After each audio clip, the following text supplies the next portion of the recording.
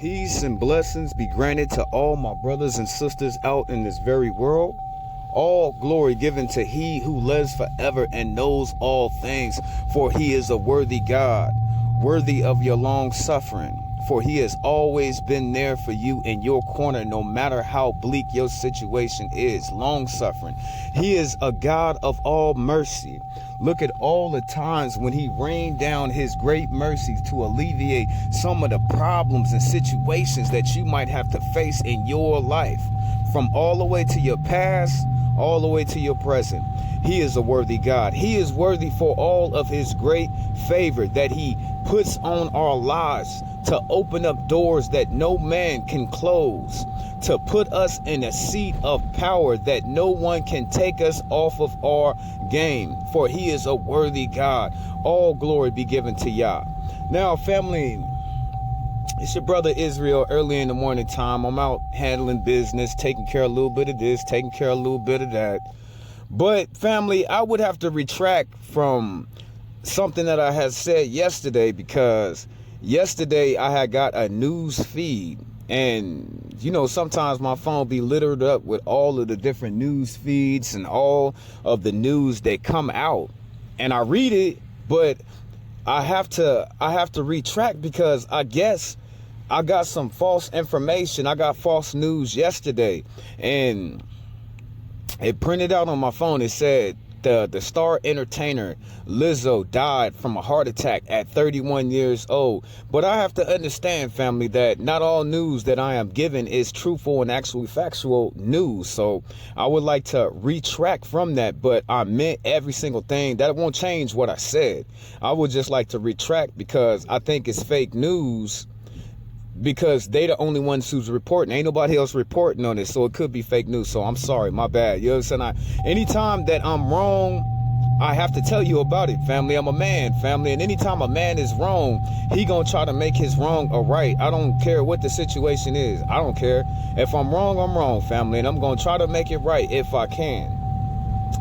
Now, the topic for today is celibacy. Now, I was reading the topic. I was reading an article maybe like a month ago, and it said on the article that sexually transmitted diseases are in a rise because they got that new pill out, right, family, that's supposed to take out and eradicate AIDS out of a person's body. Or if it don't eradicate it out of a person's body, it's so low to where they can't even be detected. You know what I'm saying? Whatever the volume of HIV that's in a human body, the pill, it forces the HIV down to where you cannot transmit it and you cannot detect it. So with that being said, a lot of men, and this is all across the United States of America, from what the article that I read, that sexually transmitted diseases are on the rise because of that very reason. They feel that, you know, family, I'm celibate, family. I don't care one way or another. You know what I'm saying? I'm gonna protect myself because of what God will do to any man or any woman that is so lascivious in their sexual activities, family. It's a certain way to go about doing everything. It's a certain way that you have to do it. And if you would step out the way that God wants you to do it, then you're gambling with your health and you're gambling with your life, family. I'm not going to go out of the way that God already said, the way that we are supposed to do certain things, family. And having sex out of marriage, family, you're gambling with your life, family. You're gambling with your health. So since the HIV pill have allotted a lot of homosexual males not to die of AIDS, the regular men are not wearing condoms anymore.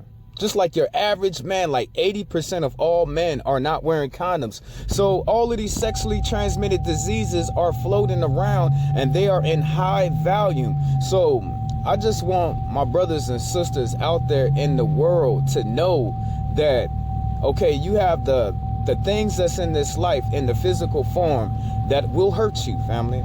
But you have your God in the corner telling you it's a certain way that you have to be, or he will inflict pain on your body. So I just want you to think about that, family. God will use a disease to kill you if he has to, family. And you know me, I will never sit here and paint God as some person that you need to play with, family. I don't want you to look up and look at God like he's a regular person that you could play games with, and you could try to mislead, and you could try to abuse, and you could try to use this individual. God is he's not a person, family. He's not a being like you or me, family. He is the ultimate being, someone that you should not play with. And I learned, family, I made my amends for my transgressions of the iniquities that I was doing.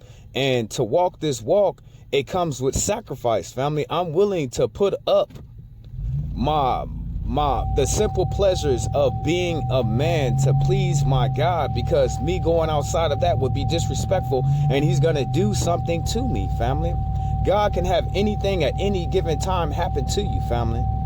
It doesn't necessarily have to be, oh, he killed that person by AIDS. Oh, he gave them a sexually transmitted disease. He could do other things to you, family, all over your sex, family. But if you're going to go out there in that world and you give into things like that, you know me, I'm going to tell you, family, be celibate, family. There's nothing wrong with this, family. There's nothing wrong with waiting for your husband or waiting for your wife. There's nothing wrong with that, family. And to go outside of that would be an abomination. So I can't even do it, family. I can't, because I don't want to be in trouble. I didn't have the hand of God come down and smack me. I didn't have the hand of God choke me. I didn't have the hand of God pull out his bow and arrow and start shooting me, family. I don't want no more pain in my life from God, family. I'm cool, family. I'm not going through those things, because I'm not going to put myself out there like that to disrespect him with my body, family. Your body is supposed to be a temple. It's supposed to be a vessel in which which he dwells in. And from what the scriptures are telling each and every one of us, would you take the Lord out and commit sin in your body with the Lord being in your body, family? You're going to go rob them people and you say you love Jesus, so you took Jesus over there to rob them people? That don't make no sense, family. The man cheated on his wife, so he took Jesus with him while he was cheating on his wife. If you say you love God, it's certain things that you're not going to take a part of, that you're not going to affiliate yourself with no more in your life, family, or you will be a big hypocrite. So for me to go outside and have sex with all these women would make me a hypocrite, because I say that I love God, but I'm not willing to do what he wants me to do, family.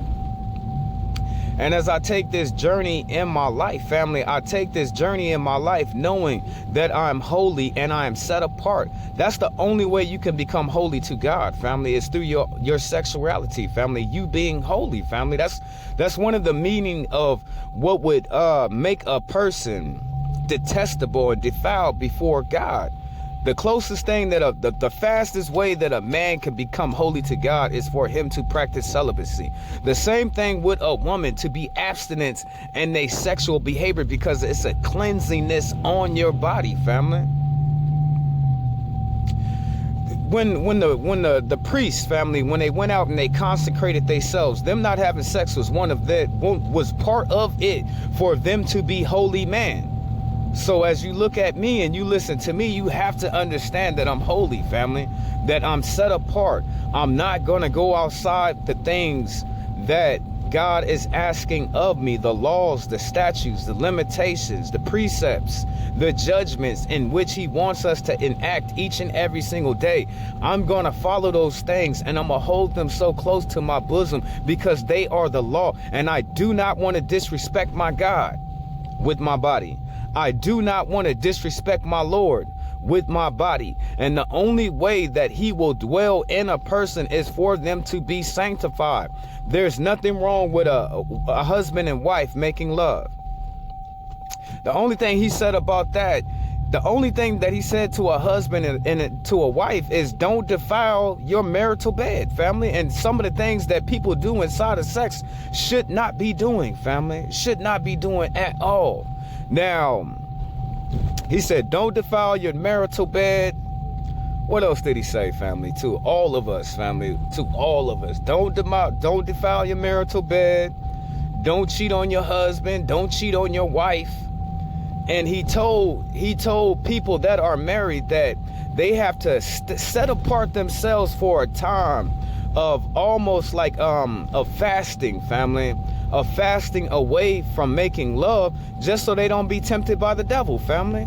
And I think that is good for a husband and a wife to come into an agreement to where they're sacrificing something that is so pleasurable to a man or a woman to please their God, just so they don't be tempted by the devil, family. That's why a lot of relationships don't work, because the people, the brother and the sister, the man and the woman, they just keep on having sex, keep on having sex, keep on having sex, keep on having sex. They never take any time apart from them to recognize God and their love making. How can God bless your marital bed if you're not willing to do it in a way that he has already pre-prescribed for us to do it as such? He said, don't defile your marital bed. All those people that are heathens, all those people out in the world that live as the world and are the world, they're going to be perverse. And by the things that they do that they think that are popular, you can bring those same things to your marital bed and defile your husband and defile your wife. So that's the only two things that he said to the marital people, anybody that is married. But a person that is not married, he said, if you're not married, you can't have any sex. Guess what, family? I'm not married, so I'm not having any sex until I get married, family. There's nothing wrong with that. It's nothing. I'm not sitting up here saying that I'm weird or I'm crazy or I'm a loser. No, I don't want to follow the way of the world, family. God never said for us to do those things like that. He never wanted us to be like the heathen nations that do whatever they want to do, family. Having no respect for God in their lives, family. For a person to set apart themselves and to be, it's like you're a sacrifice, family. Anytime you could go out and having sex, he looks at you no different than the precious lamb with no blemishes on you. The people out in the world that don't care, family, their soul is so tainted by the sex that they give into, family. And it's a sad dealing that some people can't even operate without having sex. That's the type of man that I was before I came into the truth of the Most High God, family. All I wanted was fast cars, money, and sex, family.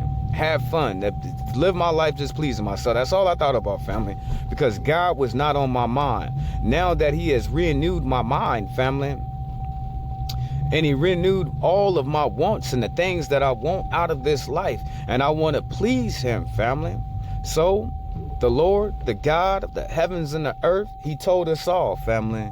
He told us all the first way, the best way to get to him, to make yourself holy, is to step out of sex, having sex, family, being so lucid with your sexual activities to where you don't, damn, is this a one-way street? Your brother tripping, you know what I'm saying? Your brother tripping. I thought I could use this back way to get where I was going, and it's a damn one-way street. Good thing ain't no cars coming. So, I have to retract what I said when I was talking about the entertainer Lizzo, because I got false news. I got false news yesterday. Talk about she died, family. And I talk about all the stars and the entertainers. I talk about all this. I talk about anything that's in this world, family. Whatever he put on my plate, I'm gonna say something about it, family. And the things that I am interested in. Like, I'll give you an example. History always repeats itself. You had 1942 when the Germans came over and they attacked Russia, and they were defeated in the wintertime. History repeats itself. Now you see the Russians all over again fighting in the dead of winter, family. Now the question is, will they be defeated in the wintertime? They was able to beat the Nazis in the wintertime, family. Now, will they be defeated in the winter? That is a question. History always repeats itself. Now, you want to do something for your brother, make sure you come to this 9 o'clock prayer hour with your heavy heart, family. Come with your heart, family. Tell him everything, family. Tell him everything that's on your plate. Let him in. There's so many different people that need to be prayed for. We have to pray for this country, family. We have to, family.